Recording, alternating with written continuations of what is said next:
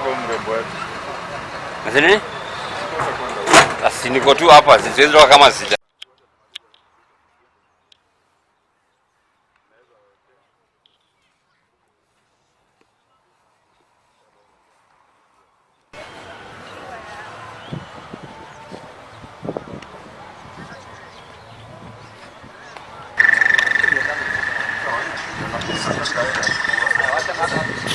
The governor jana alitoa taarifa akasema ametoa kikundi cha subcommittee ya cabinet ya kuhakikisha kuwa hii maneno imeangaliwa, amepatia siku 30, na kitu ya kwanza kuangalia zile mashini kama zile fires engines ziko kwa garage zitatolewa, na kuhakikisha kwa mambo yote ile ambayo inahusika na moto, kama kuna issue ya equipment kwa staff wetu itaweza kuwa address. Kwa hiyo tunahakikisha wananchi kuwa hii itaendelea mbele sasa bila tatizo lolote. Kubwa ni kwamba sisi kama wana Kajiado North kwa ujumla pia tuko na ile role ambayo tunafaa kuchukua kuhakikisha kwamba tumeweza kuzuia na kujikinga kutokana na moto. Hasa mambo ya gesi.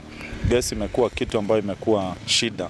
Kama mfano moto ambayo ilikuwa siku ya Jumapili, mtu alinunua gas na wakati alifungua ni kama ilikuwa na leakage. Kwa hivyo it's up to us also kuchukua jukumu ya kuhakikisha tunaweza kuzuia moto kwa njia moja ama nyingine. Sasa kwanza wakati ambapo hiyo lori nyingine ambayo najua municipal manager ametaja, wakati ambapo tutapata gario nyingine, kwa sababu tutakuwa na moja, tutakuwa na 2 Kajiado North.